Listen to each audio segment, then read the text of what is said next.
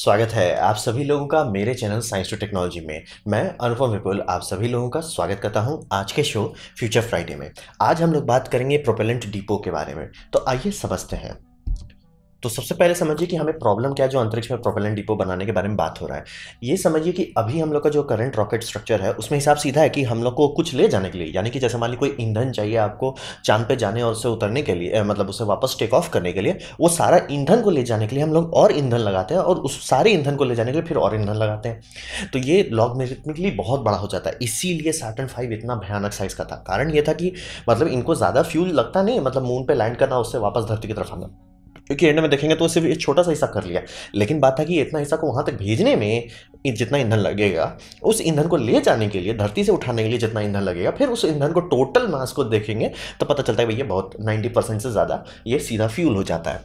तो हिसाब वही समझिए, प्रॉब्लम यही है कि हमारे ईंधन को ले जाने के लिए हम लोग ईंधन लगा रहे हैं। तो इसको समझने के लिए, आम भाषा में सरल शब्दों में समझने के लिए ये समझिए कि हम लोग के पास गाड़ी तो है लेकिन पेट्रोल पंप नहीं है। यानी कि क्या होगा अगर आपका कार है और उसमें आप फैक्ट्री से निकले, बस काम खत्म, उसमें जितना तेल था बस उतना ही रहेगा, आपको दोबारा कहीं पेट्रोल पंप नहीं मिलेगा, कितना दूर जा पाएंगे। तो हिसाब वही समझिए कि हम लोग को अभी जिस हालत में है कि धरती मतलब ऑर्बिट जाना पॉसिबल है, लेकिन ऑर्बिट से अगर कहीं बाहर जाने का बात होता है, जैसे कि ऑर्बिट से बाहर जाने के बाद अगर हो जाता है जैसे कि मून हो जाए चाहे मार्स हो जाए, बहुत बड़ा रॉकेट चाहिए एक ही शॉट में करने के लिए, क्योंकि हमारे पास पेट्रोल पंप नहीं है। मतलब गाड़ी का जो फ्यूल टैंक है सोच लीजिए कितना लीटर होगा। अगर आप जैसे कलकत्ता टू दिल्ली अगर गाड़ी चला के जाना चाहते हैं, उसका टैंक का साइज नॉर्मली कैसा होता है वर्सेस अगर कोई पेट्रोल टैंक हो गया तो आपको ट्रेलर भर के ले जाना पड़ेगा मतलब फ्यूल, तब जाके शायद पहुंच पाए।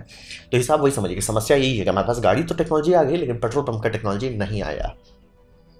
अब बात करते हैं, इससे बहुत कचरा भी फैलता है। कारण यह है कि बहुत सारी सैटेलाइट को ज़रूरत होता है जिससे हम लोग कहते हैं स्टेशन कीपिंग फ्यूल, यानी कि जियो स्टेशनरी में है उसे ईंधन चाहिए अपने आप को मेंटेन कर। कई बार ऐसा होता है कि रॉकेट उसे लॉन्च किया लेकिन सही ऑर्बिट पे नहीं डाल पाया। अगर उसके पास फ्यूल होता, मतलब जो उसमें छोटा ही थ्रस्टर है वो धीरे धीरे ही काम करता, लेकिन आराम से उसे मेन ऑर्बिट पे डाल दिया जाता अगर क्लोज इनफ है तो वो कर नहीं क्यों पाते, क्योंकि ईंधन नहीं होता है ये समय। मतलब समझिए गाड़ी अभी भी है लेकिन पेट्रोल पंप कहीं है ये नहीं है। तो इससे ये समझिए कि बहुत सारे, मतलब ये रेगुलरली ये सब होता रहता है कि बहुत सारे वर्किंग सैटेलाइट को हम लोग करना पड़ जाता है, क्योंकि उसका मतलब समझिए ईंधन खत्म, मतलब समझिए गाड़ी का टंकी खाली, गाड़ी फेंक दो।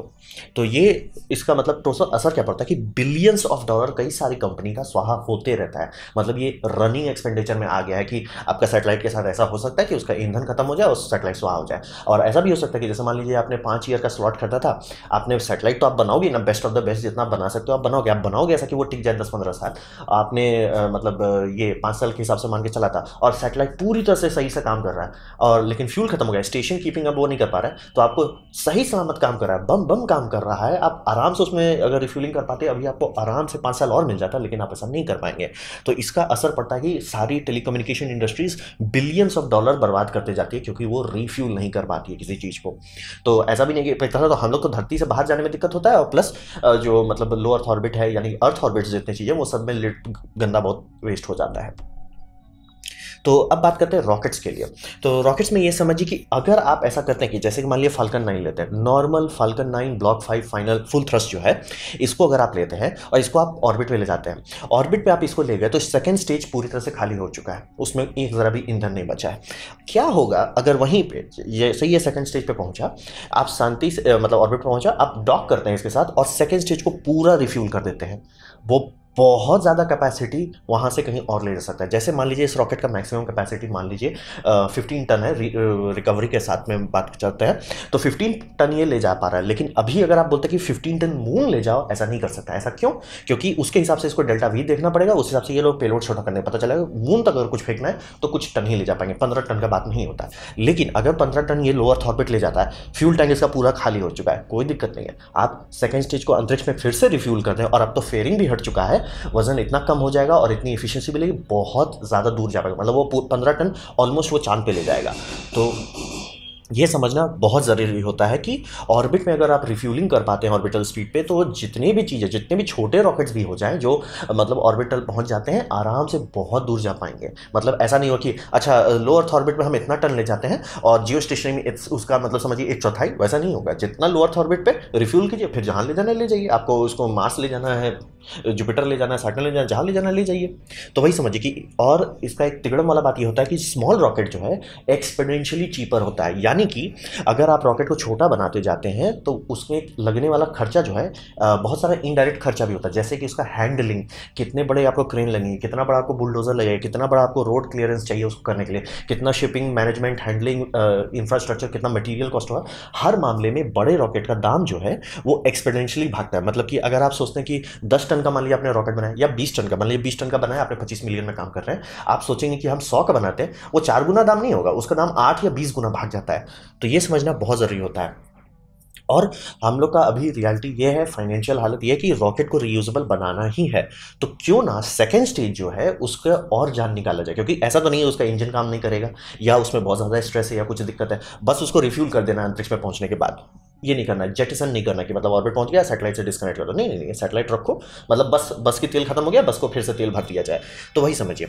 और अभी का जो हमारा रॉकेट साइज़ है, बड़े से बड़े रॉकेट के बारे में बात कर रहा हूँ, जैसे कि स्टारशिप के भी बारे में बात करूँ, इसमें जो मतलब अभी लॉजिक है उस हिसाब से ये है कि हम लोग को बहुत बार रिफ्यूलिंग करना पड़ेगा, तभी जाके कुछ बड़े को रिफ्यूल कर सकते हैं। एग्जाम्पल के तौर पर स्टारशिप के बारे में बात करें कि अगर एक वेरियंट बनाते हैं स्टारशिप का जिसका काम सिर्फ और सिर्फ ईंधन ले जाना है, जिसे टैंकर वेरिएंट कहा जा रहा है, उसके बावजूद भी मिनिमम हिसाब लगता है कि इसको एटलीस्ट 4 से 5 बार जाके ऑर्बिट में रिफ्यूलिंग करना पड़ जाएगा, मतलब एक स्टारशिप को फुल भरने में। तो ये बात जरूर समझिए कि अगर बड़े रॉकेट के बारे में बात कर रहे हैं, छोटे नहीं, मतलब बड़े से छोटे में डालने की बात नहीं कर रहे, बड़े से बड़े में बात कर रहे हैं, तो बहुत बार इसका ट्रिप करना पड़ेगा। इसीलिए हर कोई इसको कहता है कि रॉकेट रियूजेबल हो, तभी ये सब के बारे में आप सोच सकते हैं। रॉकेट रियूजेबल नहीं है, सोचिए मत।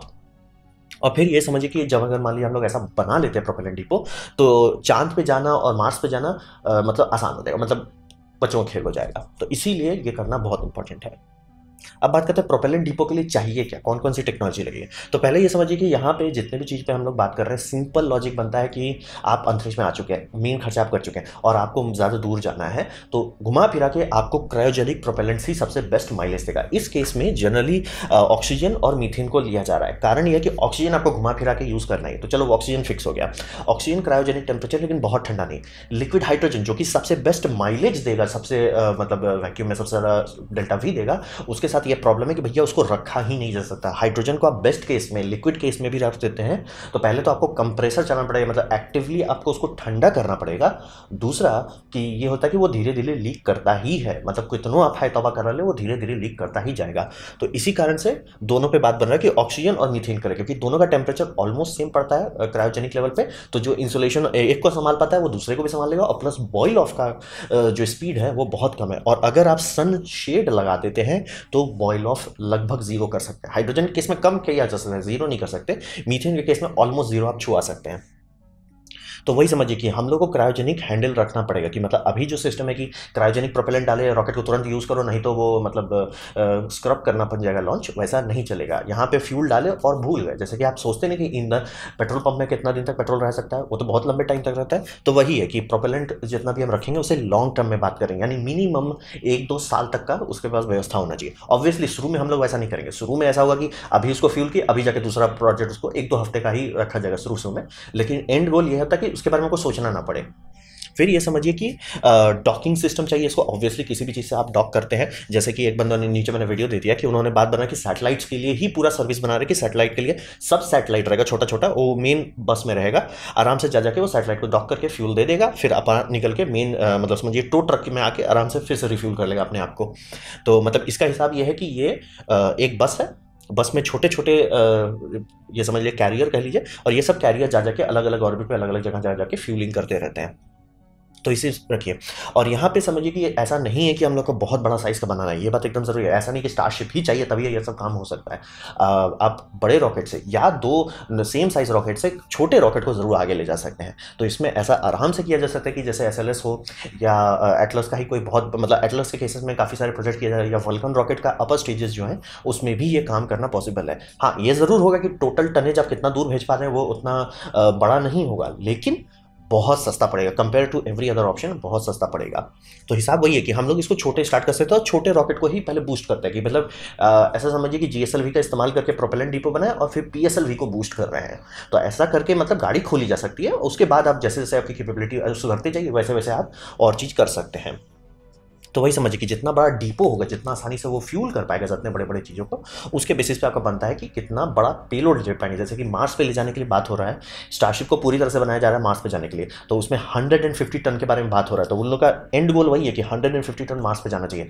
तो 150 टन आपका धरती से उठना भी चाहिए। तो इसीलिए ये समझिए ज़रूरी है कि डिपो अगर आपका बहुत छोटा है तो आप उसको रिफ्यूल कैसे करेंगे, क्योंकि स्टारशिप के केस में भी समझिए 5-6 टैंकर लग जाएंगे जो उसको बार बार रिफ्यूल करें। तो ये समझना बहुत ज़रूरी होता है। तो प्रोपेलेंट डिपो में कुछ कुछ चीज़ चाहिए। मेन तो वही है कि उसको ठंडा रखा जा सके, और उसी लिए हाइड्रोजन से लोग नहीं उतना खुश हैं। अब बात करते हैं भविष्य में क्या होने वाला है इसमें। तो ये समझिए घूम फिर के आज नहीं तो कल आ ही जाना है। जैसे कि कुछ कुछ चीज़ है जो, जैसे इंटरनेट है, फाइबर इंटरनेट है, चाहे सैटेलाइट इंटरनेट, आज नहीं तो कल आ ही गया। मतलब मेरे पास तक फाइबर इंटरनेट आ चुका है। आप लोगों में से जो लोग देख रहे होंगे उसमें काफ़ी लोग के पास होगा, हर एक के पास नहीं होगा लेकिन काफ़ी लोग के पास ज़रूर होगा। तो वैसे समझिए ये उसी तरह की टेक्नोलॉजी जो आज नहीं तो कल हमें बनाना ही पड़ेगा। जैसे रॉकेट को रीयूजेबल बनाना ही पड़ेगा, नहीं तो जो स्पेस एजेंसी ये नहीं करती है रीयूजेबल रॉकेट का, वो डूब जाएगी, नहीं अफोर्ड कर पाएगी। मतलब प्राइवेट कॉन्ट्रैक्ट के तौर पे नहीं कर पाएगी। अगर मिलिट्री का बात है तो बात अलग है, लेकिन प्राइवेटली वो कुछ नहीं कर पाएगी। इसीलिए देखिए कि इलेक्ट्रॉन रॉकेट जो इतना छोटा था, जब ये हिसाब सीधा बना होता कि उसमें वो प्रोपल्सिवली लैंड नहीं कर सकता, उसको भी बचाने का बात हो गया कि भैया पैराशूट से तो करने का कोशिश कर लो, लैंडिंग उंडिंग का कुछ मत, सिर्फ पैराशूट डालो और हम हेलीकॉप्टर से बीच हवा में उसको पकड़ लेंगे। तो हिसाब वही समझ के जैसे रियूजेबल एकदम करना ही है, वैसे ही भविष्य में हम लोग को स्पेस कैपेबिलिटी, मतलब अंतरिक्ष में जाने की कैपेबिलिटी बढ़ाने के लिए घूम फिर के आज नहीं तो कल इसको बनाना ही पड़ेगा। और इससे दो चीज़ बचता है जिस कारण से लोग इसमें इंटरेस्टेड है। पहला, इसमें पैसा बचता है। आपको फाल्कन 9 लॉन्च करना बहुत सस्ता पड़ेगा कंपेयर टू सैटर्न 5 हर मामले में। मतलब कोई भी कल को रॉकेट है, स्टारशिप आ जाए और स्टारशिप मान लिया चल रहा है और फाल्कन 9 है, आपको फाल्कन 9 हमेशा सस्ता पड़ने वाला है। तो ये तो पहला वो हो गया पैसा, जिसके लिए सबसे ज़्यादा इंटरेस्ट है। दूसरा, टाइम ऑफ मिशन भी तो बहुत कम हो जाता है। जैसे कि अगर आपको धरती से लो अर्थ ऑर्बिट जाने में आपको 8 से 10 मिनट लगता है, चलिए ठीक है 10 मिनट मान के चलिए, अरे आधा घंटा आप मान के चलिए, आप गए डॉक्यूमेंटिंग कर लिए। अब आप देखिए कि ये इसरो का रॉकेट छोटा होने के कारण हम लोग को चांद में जाने के लिए महीनों लग जाते हैं ग्रेविटेशनल असिस्ट करके। छोटा ही रॉकेट ले जाएं लेकिन उसे अंतरिक्ष में जाकर रिफ्यूल कर लें, यानी ऑर्बिट में, लो अर्थ ऑर्बिट में रिफ्यूल कर दें, आराम से वो 4-5 दिन के अंदर पहुंच जाएगा। 4-5 दिन वर्सेस 4-5 महीना, और प्लस बड़ा रॉकेट का भी इस्तेमाल नहीं करना पड़ेगा जो फेंक सके। तो इसीलिए पैसा भी बचेगा और समय भी बचेगा, ये दोनों बहुत इंपॉर्टेंट बात है। तो इसीलिए इसको मतलब काफ़ी फोकस किया जाए। और ये कॉम्प्लेक्स टेक्नोलॉजी नहीं है, ये कोई क्वांटम कंप्यूटर वाली बात नहीं है, ये कोई ऐसा कुछ नहीं है जो हम लोग नहीं कर सकते। एग्जाम्पल के तौर पे इंटरनेशनल स्पेस स्टेशन में ऑलरेडी सिस्टम है कि उसमें फ्यूल ट्रांसफ़र किया जाता है।